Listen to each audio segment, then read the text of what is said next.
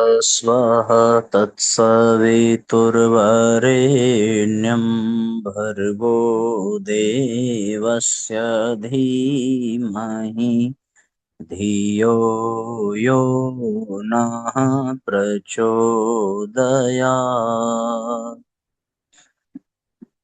ॐ चैतन्यं शाश्वतं शान्तं व्योमातीतं निरञ्जनं नादबिन्दुकलातीतं तस्मै श्रीगुरवे नमः। तस्मै श्रीगुरवे नमः। सद्गुरुचरण कमलेभ्यो नमः। वन्दे भगवतीं देवीं श्रीरामञ्च जगद्गुरुं पादपद्मे तयोः श्रुत्वा प्रणमामि मुहुर्मुहुः।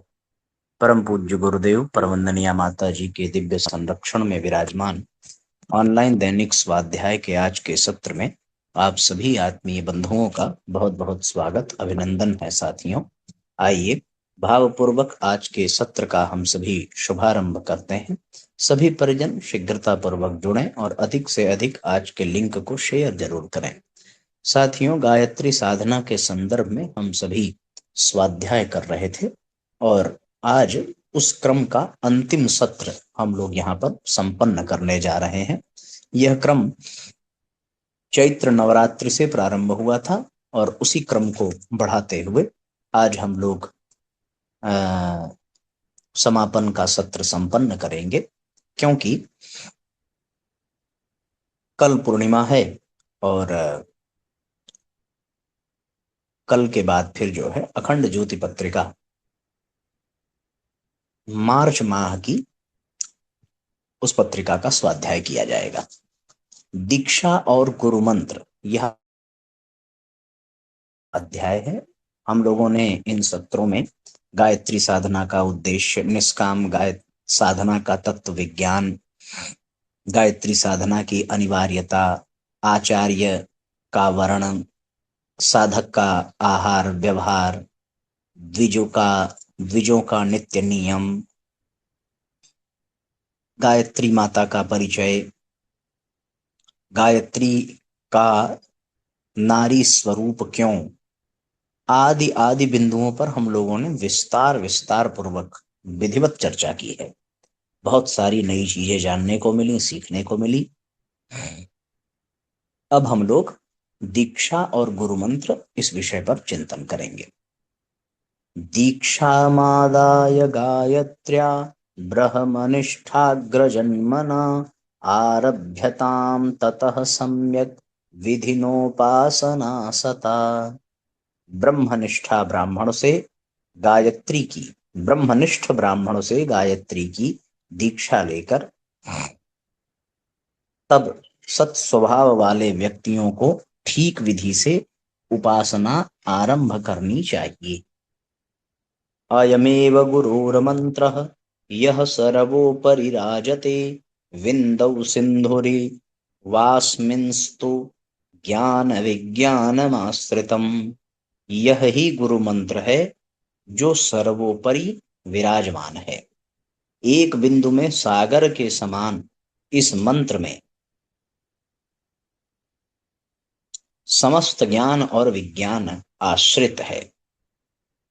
आध्यात्मिक जगत में गुरु का बहुत ही महत्वपूर्ण स्थान है।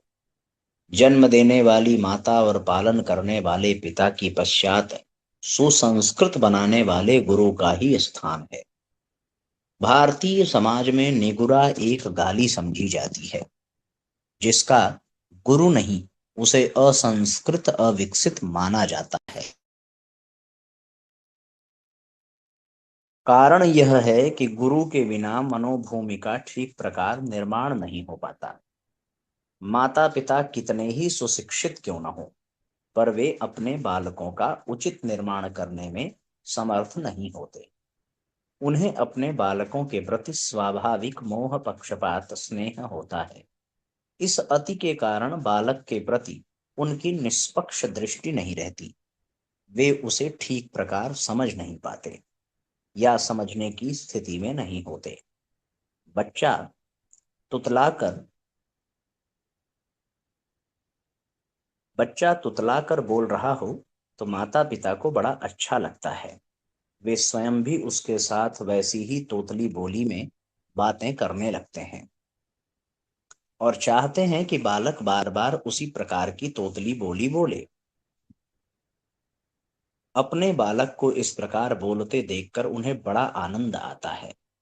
ऐसे अवसरों पर गुरु का दृष्टिकोण दूसरा होता है। वह देखता है कि इस प्रकार बोलने से बालक की आदत पड़ सकती है और वह आगे के लिए तुतलेपन की बीमारी से ग्रस्त हो सकता है। अतएव गुरु उस प्रकार के मोहग्रस्त लाड़ चाव से दूर रहकर बालक का तोतली बोली बोलना रोककर उसे शुद्ध आचरण की शिक्षा देता है। लाड़ चाव के कारण, दुलार, स्नेह और असाधारण प्रेम के कारण माता पिता न तो बालकों पर नियंत्रण कर सकते हैं और न उनकी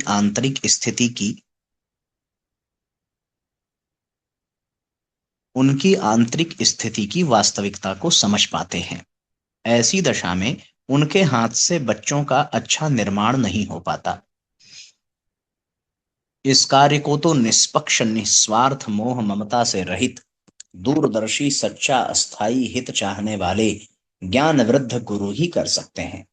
यही कारण है कि भारतीय अपने बालकों को थोड़ा सा समर्थ होते ही गुरुकुलों में भेज देते थे और वहां उनका निर्माण होता था।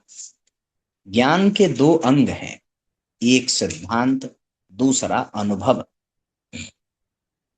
केवल सिद्धांत समझने मात्र से कोई ज्ञान पूर्ण नहीं हो सकता। चिकित्सा, शिल्प, रसायन, संगीत, चित्रकारी, शस्त्र विद्या, यंत्र संचालन, विज्ञान आदि की शिक्षा यदि केवल पुस्तक रूप से प्राप्त हो तो निश्चित रूप से अधूरी रहेगी। जिसने कपड़ा बुनने की कला को केवल सिद्धांत रूप से तो समझा है, पर करघा, सूत, बुनाई आदि का क्रियात्मक रूप से व्यवहार नहीं किया है, वह कपड़ा नहीं बुन सकता। इसी प्रकार जीवन की अगणित समस्याएं जिनका ज्ञान प्राप्त करना आवश्यक है, केवल स्कूल कॉलेजों की तोता रटंत से न तो समझी जा सकती है और न उनका हल मालूम होता है। इसलिए कभी भी विषय की शिक्षा प्राप्त करनी होती है तो उस विषय के अनुभवी द्वारा उस विषय का क्रियात्मक ज्ञान प्राप्त किया जाता है, तभी सर्वांगपूर्ण शिक्षा मिल पाती है। अध्यात्म साधना के लिए तो अनुभवपूर्ण शिक्षा की अत्यधिक आवश्यकता है, क्योंकि प्रत्येक साधक की मनोभूमि, स्वास्थ्य एवं परिस्थिति में भिन्नता होती है। इस भिन्नता के कारण उनकी साधनाओं में अंतर करने की आवश्यकता पड़ती है। किसी के लिए कोई विधि व्यवस्था उपयोगी बैठती है तो किसी के लिए उसमें हेर फेर करना जरूरी होता है। इन बातों को साधक स्वयं नहीं जान सकता। स्कूल में जाने वाले बच्चे स्वयं यह निर्णय करने में समर्थ नहीं होते कि हमें कौन पुस्तकें किस क्रम से पढ़नी चाहिए। यदि वे अपने आप अपनी इच्छा से मनमर्जी का पाठ्यक्रम चुने और स्वयं अपनी शिक्षा विधि निर्धारित करें तो उनके लिए सफलता प्राप्त करना कठिन होगा। वे समय और शक्ति का दुरुपयोग करेंगे और उस लाभ से वंचित रहेंगे जो गुरु की मर्जी के अनुसार पढ़ने से उन्हें प्राप्त हो सकता था।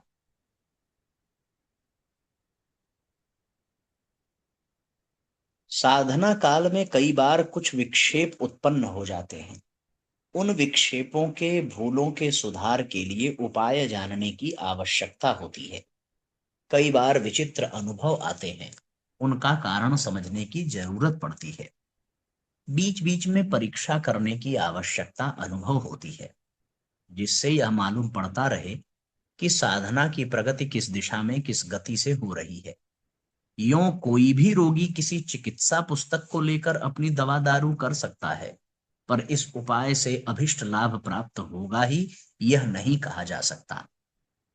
इसलिए किसी चतुर वैद्य के हाथ में चिकित्सा का उत्तरदायित्व सौंपना होता है। वैद्य देखता है कि रोगी को क्या रोग है, उसके लिए क्या चिकित्सा अच्छी पड़ेगी। इस निर्णय के लिए वह अपने चिर अनुभव को काम में लाता है और औषधि व्यवस्था करता है। फिर देखता है कि औषधि का क्या असर हो रहा है, उसके अनुसार हेर फेर करता है। मूत्र परीक्षा, जिह्वा परीक्षा, नाड़ी परीक्षा, वजन, थर्मामीटर, स्टेथोस्कोप आदि द्वारा यह जांचता रहता है कि कितनी प्रगति हो रही है। उस प्रगति को संतुलित रखने के लिए वह रोगी को आवश्यक सलाह, पथ्य परिचर्या आदि का आदेश करता रहता है। आध्यात्मिक साधना में साधक के लिए गुरु वही कार्य करता है जो रोगी के लिए वैद्य करता है।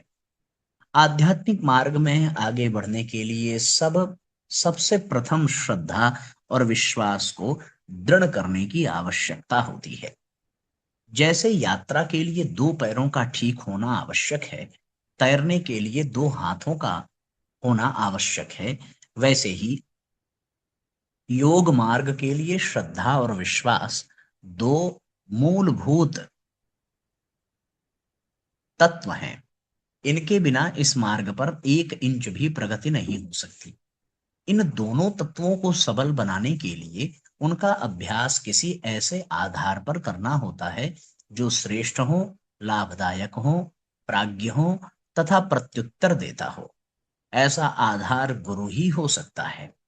सूक्ष्म, निराकार, अप्रत्यक्ष ईश्वर या उसकी शक्तियों पर दृढ़ आस्था आरोपित करने से पूर्व श्रद्धा विश्वास को स्थूल आधार पर आरोपित करके उन्हें पुष्ट बनाया जाता है। गुरु के ऊपर आरोपित की हुई श्रद्धा थोड़े ही समय में परिपक्व होकर ईश्वरीय निष्ठा के रूप में परिवर्तित हो जाती है। जैसे छोटी तीर कमान पर अभ्यास करते करते योद्धा लोग प्रचंड धनुष बाणों का प्रयोग करने में समर्थ हो जाते हैं, वैसे ही गुरु भक्ति का अभ्यास स्वल्प काल में ईश्वर भक्ति के रूप में परिणत हो जाता है। गुरु स्थापना के प्रत्यक्ष लाभ तो स्पष्ट हैं ही। यह एक प्रकार का आध्यात्मिक विवाह है जिसमें दो व्यक्ति एक पवित्र उत्तरदायित्व को ओढ़ते हैं। गुरु अपने ऊपर उत्तरदायित्व लेता है कि शिष्य की आत्मा को ऊंचा उठाने में कोई कसर न रखूंगा। शिष्य अपने ऊपर उत्तरदायित्व लेता है कि गुरु के प्रति अगाध श्रद्धा रखता हुआ उनके आदेशों को शिरोधार्य करूंगा। विवाह और दीक्षा में यद्यपि भौतिक दृष्टि से बहुत अंतर है, पर आध्यात्मिक दृष्टि से उसमें विशेष अंतर नहीं है। दो आत्माएं जीवन भर के लिए पूरी ईमानदारी से एक दूसरे की उन्नति और सहायता का व्रत लेती हैं। यही दीक्षा कहलाती है।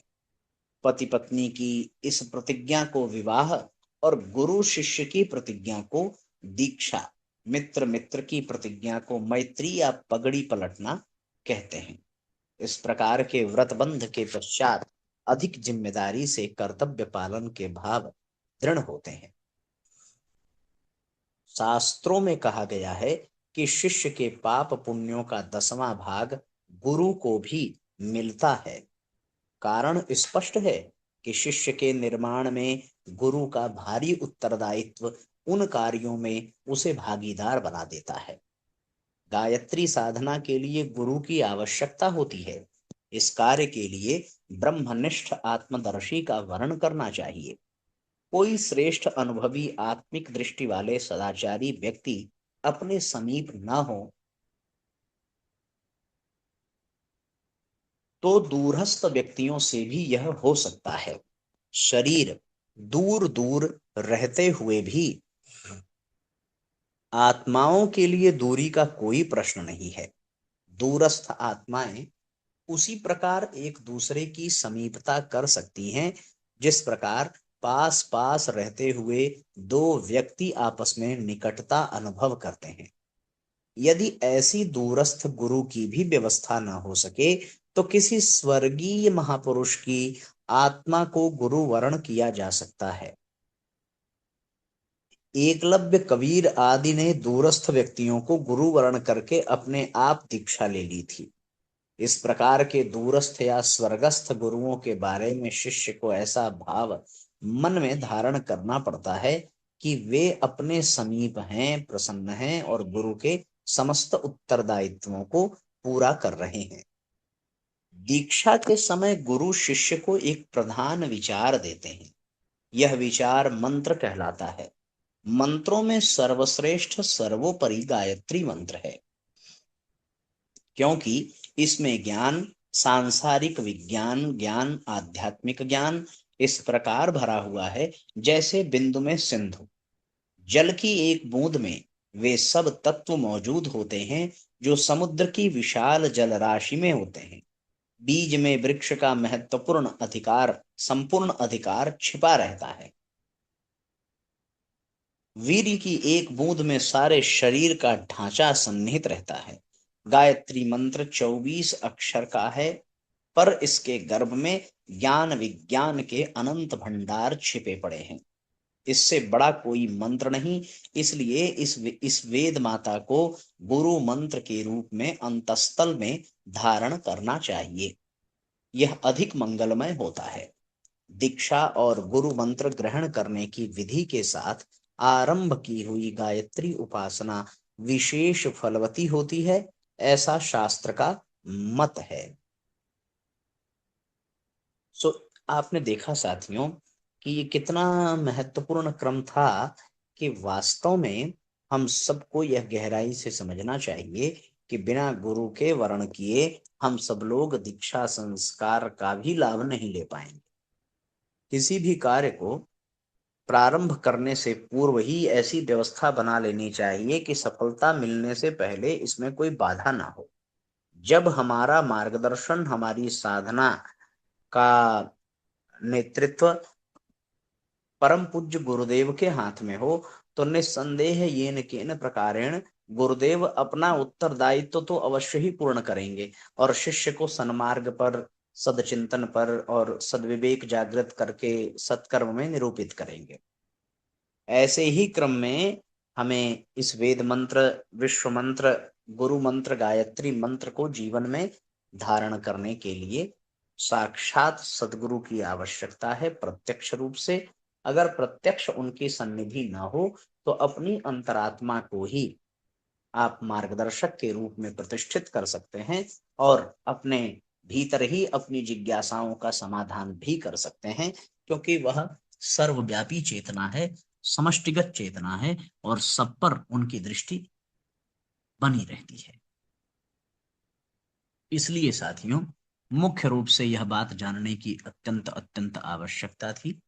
अब गायत्री मंत्र का एक उपासना विधि पूर्वक ही की जाए, इस प्रसंग को हम लोग पढ़ेंगे। इस प्रसंग को हम लोग कल पढ़ेंगे कि गायत्री उपासना विधि पूर्वक की जाए और सविधि सारा चिंतन हम लोग विस्तार पूर्वक करेंगे, जिससे कि में प्राप्त हो सके। आज के लिए साथियों इतना ही। अब गायत्री मंत्र पढ़ करके आज के सत्र को हम लोग विश्राम देते हैं। ओम भूर्भुवः स्वः तत्सवितुर्वरेण्यं भर्गो देवस्य धीमहि धियो यो नः प्रचोदयात्। सभी आत्मीय परिजनों को बहुत बहुत धन्यवाद जुड़ने के लिए साथियों, बहुत बहुत साधुवाद। और शेयर करना बिल्कुल मत भूलिए, लाइक करना बिल्कुल मत भूलिए, क्योंकि ये ऐसे सूत्र और ऐसे सद्विचार हैं कि यदि हमने इनको सुना और सुनकर शेयर न किया तो आने वाले समय में संसार हमें कृपण और कंजूस ही कहेगा। थोड़ी सी मेहनत से अगर कुछ लोगों को आध्यात्मिक लाभ मिल जाए तो निस्संदेह उससे आपका अपना ही जीवन सार्थक होगा। जैसे हम आपको स्वाध्याय के माध्यम से गुरुदेव के विचार पहुंचा रहे हैं, आप सब तक कितना पहुंच रहा है वो गुरु जी ही जाने, आप सब ही जाने। पर इस माध्यम से हमें कितना लाभ है, हम कितना स्वाध्याय कर पा रहे हैं, ये हमारे लिए ही सर्वोत्तम है। तो जैसे हमें इसका लाभ मिल रहा है, वैसे आपको भी लाभ मिलेगा जब आप अन्य लोगों को भी इसके लिए प्रेरित करेंगे, इसके लिए अ, निवेदित करेंगे कि वो जुड़ करके अधिक से अधिक इसका लाभ स्वयं ले और दूसरों को भी पहुंचावे। सो पुनः गायत्री मंत्र हमारे साथ।